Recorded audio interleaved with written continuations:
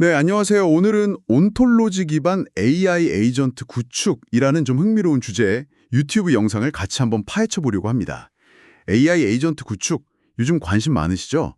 그래서 이 주제가 딱 와닿으실 것 같은데요. 네, 그렇죠. 사실 뭐 아무리 좋은 기술이라도 이게 진짜 우리 회사에 내 일에 써먹을 수 있나 이런 현실적인 질문이 중요하잖아요. 맞아요. 그게 제일 중요하죠. 이 영상이 바로 그 타당성 검토 그리고 핵심 구축 과정에 대해 이야기하고 있더라고요. 온톨로지가 도대체 왜 필요하고 또 어떻게 접근해야 하는지 그 핵심만 좀 빠르게 짚어보겠습니다. 네, 좋습니다. 영상의 핵심은 그거예요. 기존 시스템에 있는 자원이나 그 숨겨진 노하우들 있잖아요. 네네. 이걸 그냥 늘어놓는 게 아니라 그 의미 중심으로 딱 재구성을 해서 AI 에이전트의 진짜 가치를 확 끌어올리자는 거죠. 아, 의미 중심으로요. 네, 이건 단순히 뭐 새 기술 하나 도입한다? 이걸 넘어서서요. 생각하는 방식 자체를 좀 바꾸는 과정이라고 봐야 해요. 여러분의 그 의도랑 맥락에 딱 맞게 시스템을 짜는 게 관건인 거죠. 그렇군요. 영상 보니까 온톨로지를 써야 하는 이유를 몇 가지로 딱 짚어주던데요. 그중에서 뭐가 가장 중요할까요? 영상에서 강조하는 가장 큰 부분은 이거 같아요. 온톨로지가 그냥 기술 목록 하나 추가하는 게 아니라 AI가 우리 회사만의 그 보이지 않는 암묵적인 지식 지도를 이해하게 만들어준다는 거예요. 지식 지도요? 와닿네요. 네. 첫째로는 그 체계적인 스키마? 그러니까 데이터의 구조나 틀을 잡는 데 도움이 된다는 거예요. 아, 틀 잡는 거. 이게 잘 되면 뭐 비즈니스 로직 적용이나 코드 짜는 거, 심지어 API 생성 같은 거 있잖아요. 이런 것까지 자동화할 수 있는 길이 열린다는 거죠. 자동화까지요. 네. 둘째는 기존의 그 업무 흐름, 가치 사슬이라고 하죠.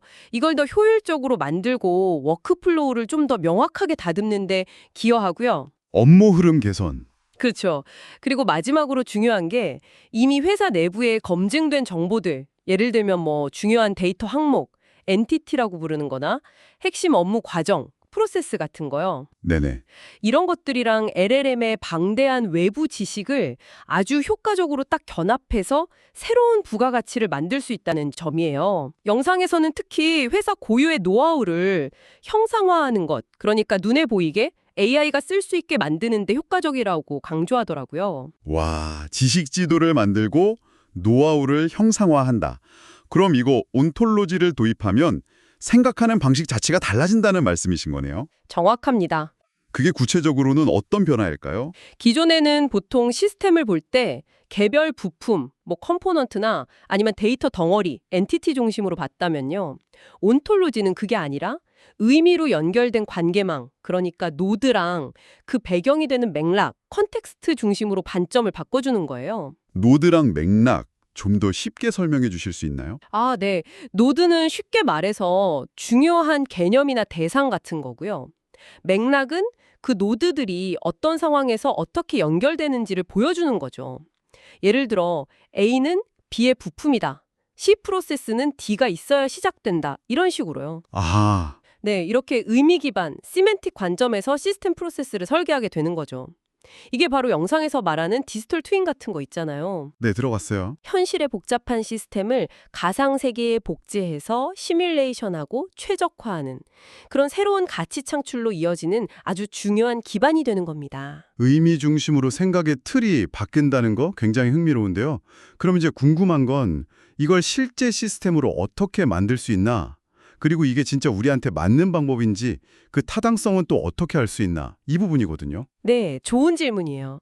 영상에서는 실제 구축을 위한 세 가지 핵심 과정을 제시하는데요. 첫째는 방금 말씀드린 그 노드랑 맥락 체계를 써서 의미 기반으로 설계하는 거고요. 네, 의미 기반 설계. 둘째는 기존의 정보들을 이 의미 체계로 전환하는 작업. 그리고 셋째는 이걸 실제로 쓰면서 얻는 피드백 있잖아요. 그걸로 계속 이 의미 체계를 다듬고 개선해 나가는 겁니다. 설계하고 전환하고 개선하고. 그렇죠.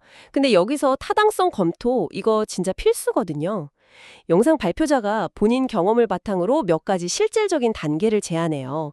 예를 들면 우리가 AI 에이전트로 뭘 이루고 싶지 하는 그 의도를 시멘틱 관점에서 명확하게 한번 해석해보고 네.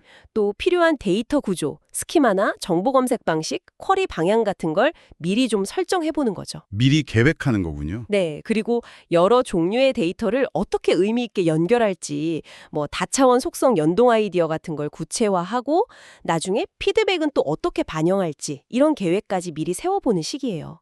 이건 단순히 된다 안 된다를 넘어서 어떻게 되게 만들까 이걸 구체화하는 과정인 셈이죠. 스키마, 노드, 시멘틱 이런 용어들이 여전히 조금 어렵게 들릴 수도 있겠다 싶긴 한데요.